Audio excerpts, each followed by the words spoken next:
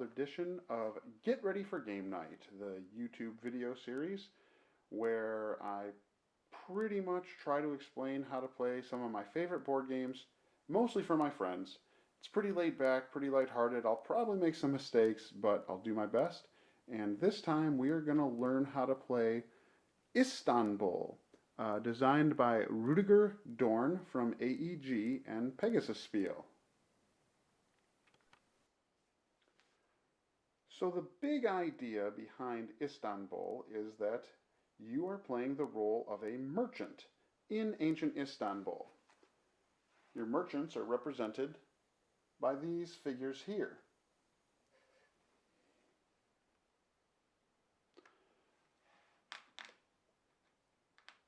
You are going to be controlling your assistants, these guys, and sending them all over the marketplace of Istanbul, carrying out various actions on each space in an attempt to try to gain gems. These gems are what the game is all about, and depending on the number of players in the game, you will win once you have accumulated a certain number of gems. Everyone has one of these that represents their wheelbarrow, and as you accumulate gems, you put them across the bottom here. In a two-player game, you have to get 6 gems. In any player count above 2 players, you win at 5. These symbols here represent goods that you will pick up throughout the market. The blue good is jewelry, and then red silk, green spice, and yellow fruit. Those are the 4 basic goods you will be competing for and trying to accumulate in the game in your quest to seek out gems. The way you mark how many goods you have in your wheelbarrow is with these tokens. You start with 0 and then you just slide them across as you get more and more.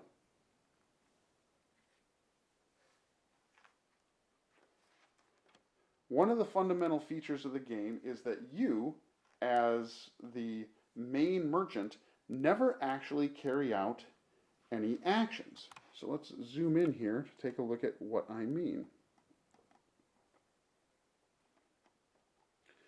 So I've zoomed in on the Fountain and the Wainwright, 2 of the areas that you can go.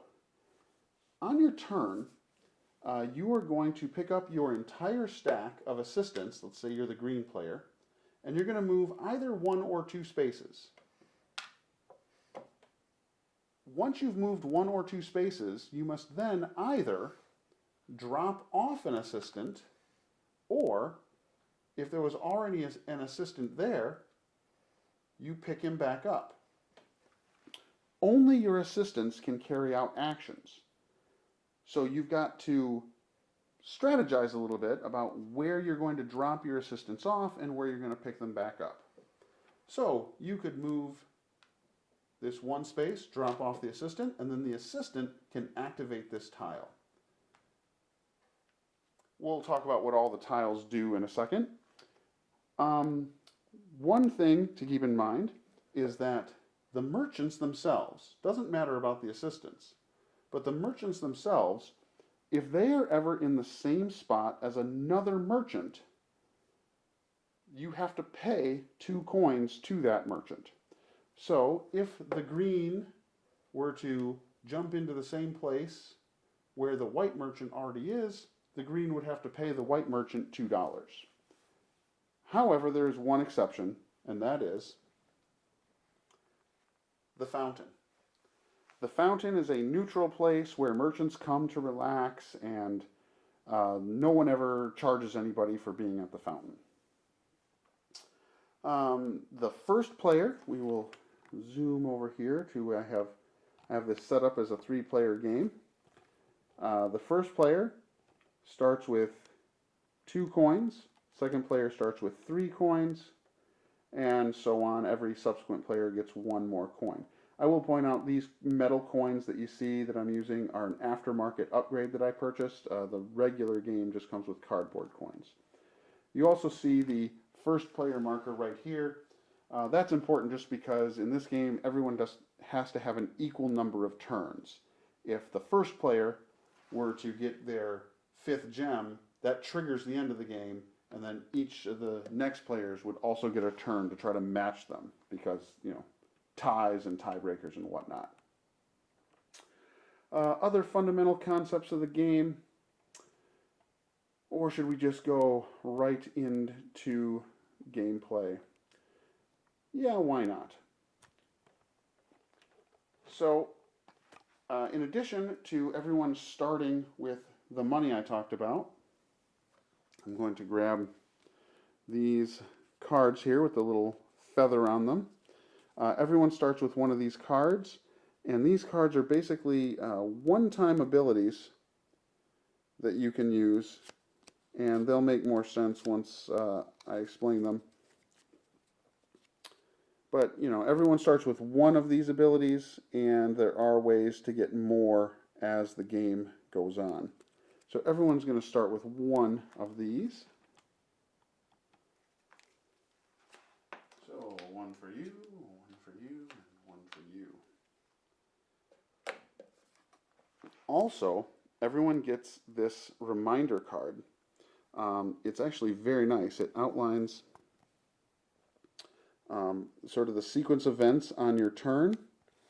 It also outlines if you encounter other people on the turn, and those bonus cards that I just passed out, this is a reference to every bonus card in the base game that tells you in detail what it does, although the iconography is actually pretty good. There's those, any good, the blue, red, green, or yellow good, take $5. If you have this coin, you can move 3 or 4 spaces instead of just 1 or 2. If you have this one, you don't have to move at all. You can just activate the same space twice. This one calls an assistant back to your merchant, and so on. You guys can read those at your leisure. So, let's talk about what each one of these spaces does. We'll start right next to the fountain. There's a recommended setup for your first game. This is not the recommended setup. I just always do a random setup, which is one of the facets of this game that makes it very unique. The random setup each time makes it very, very different. So let's say someone wanted to go to the Wainwright.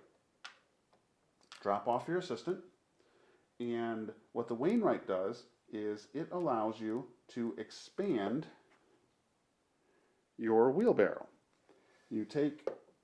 First you have to pay $7, so you have to have the money to do this. Then you would grab this wheelbarrow extension, and it fits right in the wheelbarrow like that. So that's a way that allows you to carry more goods in your wheelbarrow. All right, the next place we're going to talk about are the 3 warehouses. So there is the fabric warehouse, there's the fruit warehouse, and then there's the spice warehouse. So let's say the white player, for example, moved 2 spaces, 1, 2, dropped off his assistant, and all the warehouses work the same.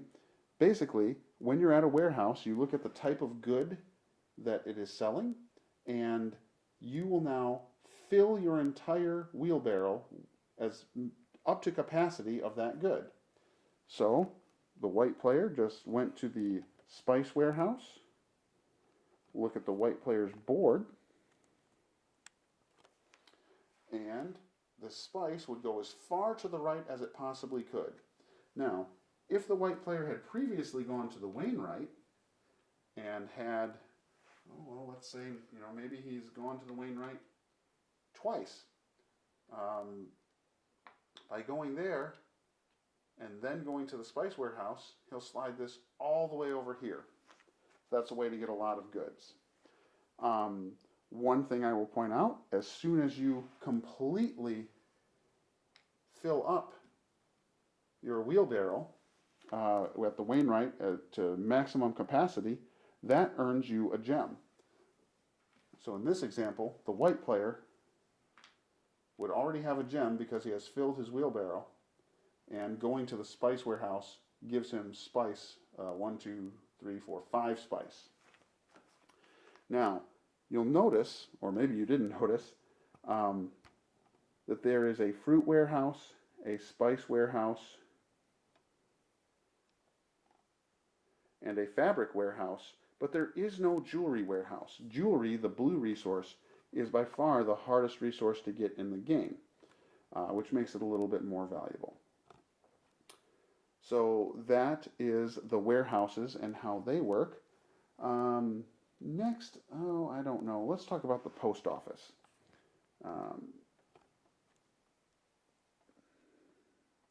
So let's say we'll back up first. We'll use the blue player again. For his next turn, maybe the blue player went to the post office, dropped off an assistant. When you're at the post office, it's a way to gain both goods and money. Because what you do is you look at what is visible, what is not covered by these 4 blocks. You collect everything that you see. So in this case, the blue player would get 1 spice, 1 fruit, and $2. And then after you've collected it, you slide one of these blocks down. Now the next time someone goes there, they're going to get a fabric, a fruit, and $2, and then slide this down. And now all of a sudden the benefit gets bigger. You have more money, and then there's jewelry, like I said, really hard to get in the game. And then finally, $4 and a jewelry and a fabric. And then once someone activates it in this state, you can see from the icon here, all 4 of these slide back up and the whole thing resets. So that's how the post office works. Oh, next location. Where's location number 6? Let's go to the caravansary. Let's say it's another turn, and we'll zoom out a little bit here. The blue player is going to go 1, 2. He wants to go to the caravansary. And the caravansary is where you're going to get more of these special ability cards. So I usually have them set up nearby. And when you activate the caravansary, you can ignore this symbol. This is only used in the expansion. That's coffee. But you're going to gain 2 cards. And you'll notice the cards sort of are half blue and half tan. And what that means is you can either choose cards from the face down draw pile, or whenever you play one of these cards in the game, it gets played right here in this space. So you can choose this top card, hence the tan side, or this blue card. You get to pick 2, and you draw it into your hand, both of them, and then whenever you see a red arrow going away, that means discard. Then you have to discard a card. So basically you draw 2 cards, and then you have to discard a card, and the card you discard does not have to be one of the 2 that you just drew. So if the blue player went there, and let's say he had these 2 cards in his hand, and he says, oh, well, that's a really nice card, I want that one, and we'll take one off the top. Oh, look, I just drew these 2, and I really like this ability.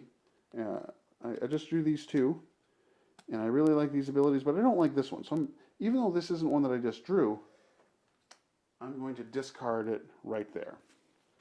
So that's what happens at the caravansary. Oh, what should we talk about next? How about, well, the fountain. Let's say you're going back to the fountain. Why would you ever go there? Well, let's say the white player, he wants to go 1, 2. When you're at the fountain, you don't actually drop off or pick up any assistance. What the fountain does, if you look at the iconography, the fountain calls all of your assistants home. So if your assistants are spread out all over the board and you make it back to the fountain, instantly all of your assistants come back to you, no matter how far away they were. There is a rule when you do a random setup that the fountain has to be one of these interior locations, just so it's never too hard to get back to the fountain, given that you're only ever moving 1 or 2 spaces at a time. All right, where should we go next? Usually if you teach them in numerical order, that's good. Okay, what's another way to get resources? Well, you could go to the black market. All right, so let's say our green player is going to go to the black market. He drops off his assistant to activate it. Immediately when you go to the black market, right away, you get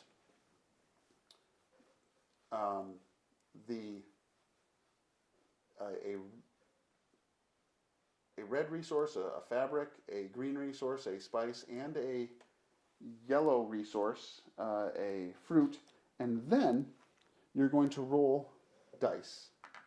You're going to roll 2 dice, and depending on the result that you can see here, 7, 8, 9, 10, 11, or 12, you will get 1, 2, or 3 jewelry. Obviously, if you roll less than 7, you're not going to get any jewelry. So let's see. Ooh, that's a very good roll. So he got 10, so the green player would get 2 jewelry on top of the basic resources they got there. All right, so that's the black market. Next location is, we'll talk about is the tea house, a way to get a lot of money. So when you end your turn at the tea house, you can see the iconography, little speech bubble, and it basically says, pick a number between 3 and 12. Then roll the dice. If you met or exceeded your predicted number, you get that many gold, or lira, I think is what it's called in this game. But if you didn't, you always get at least 2. So let's say I went to the tea house and I said, I'm going to guess I'm going to roll at least a 7.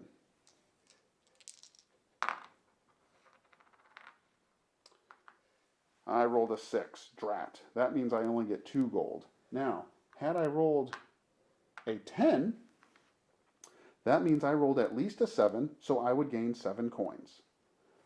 So that's how the tea house works. Next location.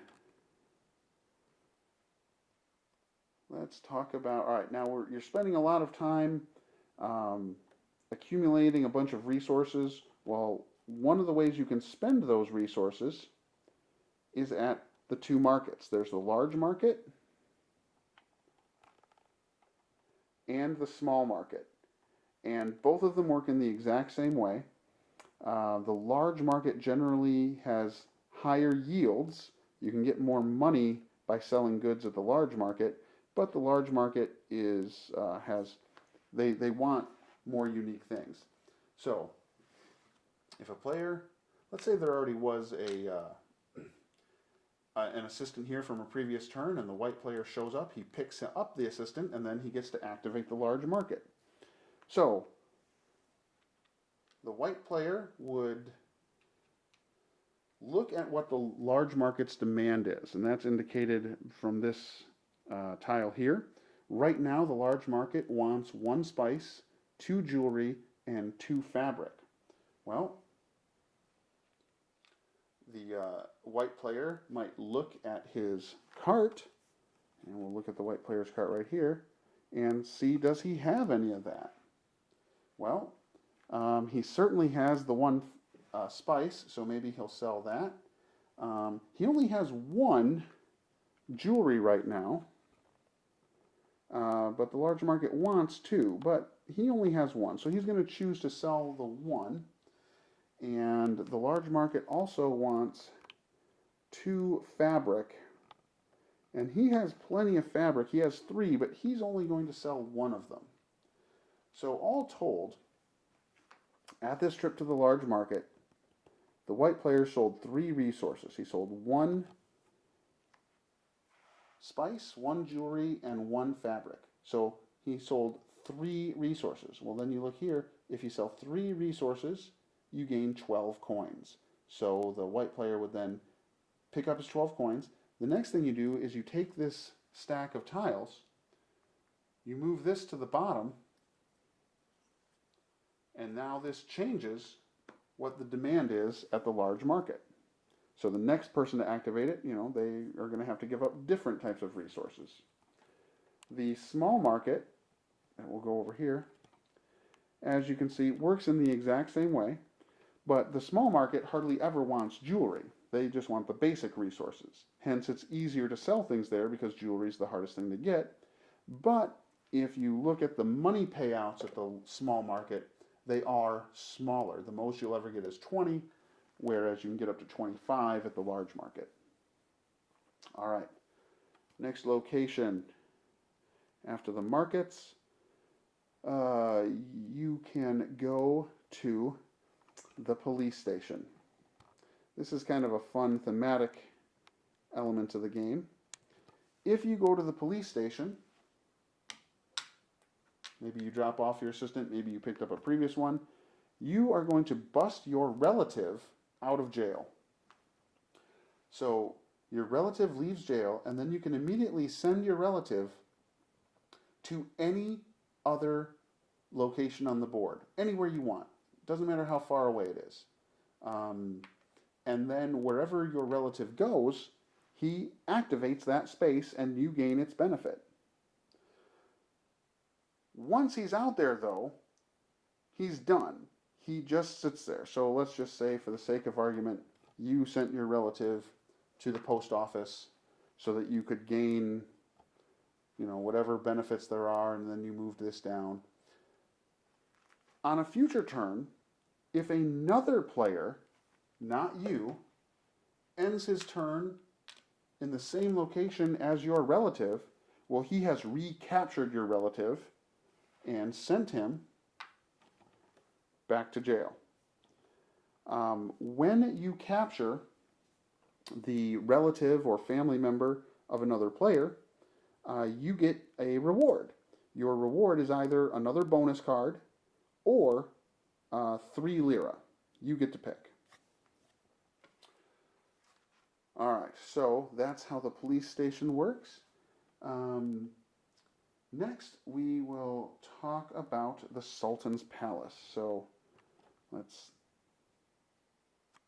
say maybe the green player has spent a lot of time accumulating a bunch of resources, and he wants to go to the Sultan's palace because the Sultan loves resources. He loves to throw parties, and he really wants resources. And so much so, he's willing to give you gems for them. You put gems along here. Oops, I forgot one. Goes right there. Along this row, covering up resources. In a 2 or 3 player game, you fill it to here. In a 4 and 5 player game, you would also cover this space. And basically, what you see is what the Sultan wants. So the first time someone goes there, he wants 1 jewelry, 1 fabric, 1 spice, 1 fruit, and 1 more good of your choice. So if you remove all of that from your wheelbarrow, basically giving it to the Sultan, you then pick up a gem.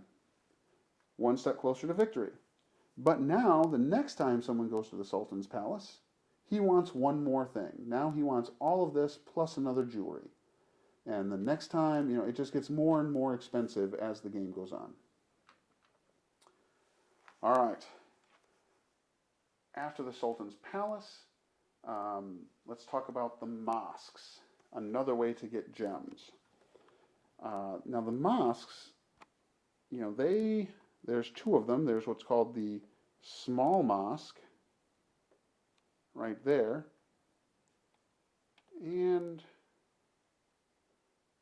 there is the great mosque. And they both work the same way. And just because the camera angle is a little bit better, I'm going to talk about the small mosque. When you go to the small mosque, depending on which one you go to, at the small mosque, they want a donation to the mosque. And at the small mosque, they want fabric and they want spice. Now, the first person that goes there, let's say they want to make a donation of fabric. Let's take a look at this top tile. So you have to demonstrate that you have 2 fabric in your cart to activate this. But you'll notice the little red arrow is only on one of them. You only give away 1. Then, for the rest of the game, you sort of get a blessing, where anytime you take this tile with you, and you put it next to your wheelbarrow, now whenever you roll 2 dice, after you see the result, you can either re-roll them or set any one of them to a 4. So it gives you a lot more control over all the luck-based locations. Now, after you've done that, the second person that wants to activate the small mosque and take this tile, now you'll notice you have to have 3 fabric in your cart to pick this tile up. But again, you only give away 1. And that theme just continues. The number that you have to have in your cart goes up, but you only give away 1, and then you take this.